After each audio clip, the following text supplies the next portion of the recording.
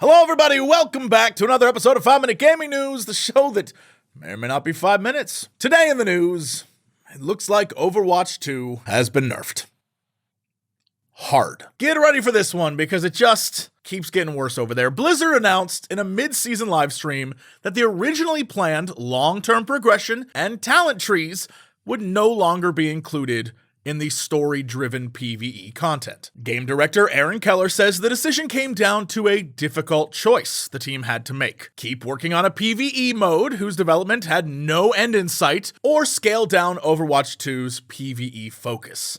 With everything we've learned about what it takes to operate the game at the level you deserve, it's clear that we can't deliver on the original vision for PvE that was shown in 2019. So, that highly anticipated PvE part of Overwatch that was missing from the first game, that was the whole reason for adding a 2 at the end of Overwatch and then relaunching it and doing this whole crazy new system. We're not gonna do that now. Like, they literally sold people on the fact that everything needed to be 5v5 now and just wait around, stories come in, enjoy, push. It's so insulting. It's basically just another Krusty Krab, but with a 2 on it.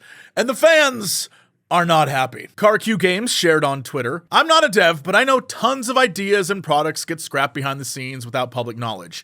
But the problem is that this was a big public announcement. I mean, if you overpromise and underdeliver, people are going to be disappointed. I know I am." And that has been the problem with Blizzard since day one.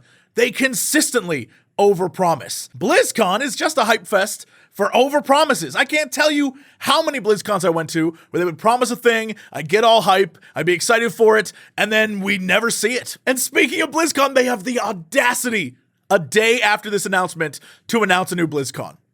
I'm just so over Blizzard right now. Not the people who work there. There are many good people who work there. I'm just talking as a company, as a whole, as a video game creator. Whatever's going on from top down,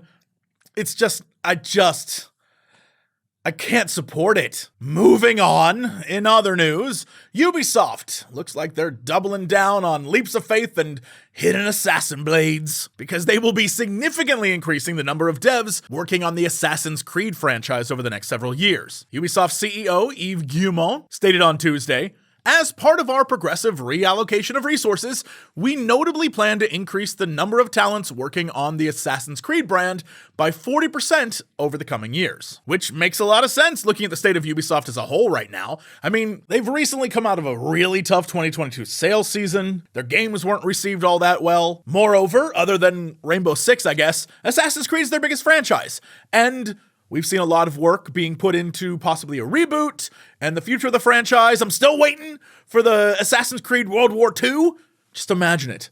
The intro cutscene. The doors come down, invasion, D-Day, and then a dude dressed as an assassino, flipping, somersaulting on the beach, stabbing dudes, taking out those Nazis. Frankly, I'm here for it. But interestingly enough, we did learn some things about the Assassin's Creeds that are out right now. Assassin's Creed Valhalla now has 44% more players than Assassin's Creed Origins and 19% more than Assassin's Creed Odyssey life to date on a comparable time frame. And yeah, I guess you could say something about microtransactions and live servicey things, but Ubisoft loves that. Clearly sees that as a positive. Hell, it's so positive, they're even gonna start selling NFTs of Ezio that you can get 3D printed on a cube of glass?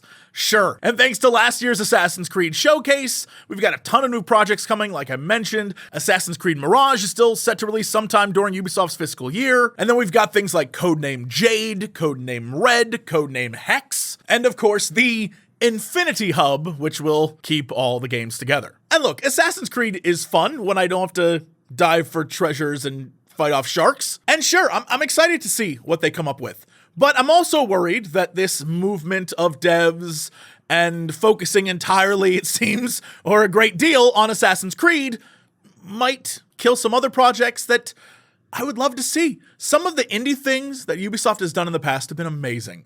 And I would love to see more of that. They really haven't delivered much on that lately, and I think we should get back there as much as possible, honestly. I don't know. What do you think? Let me know in the comments below. That is it for me. I'm gonna get out of here. I hurt my foot, and it just still hurts bad, and I'm a mess, y'all. but not as much as Overwatch 2. Anyway, that's it for me. I'll see y'all tomorrow.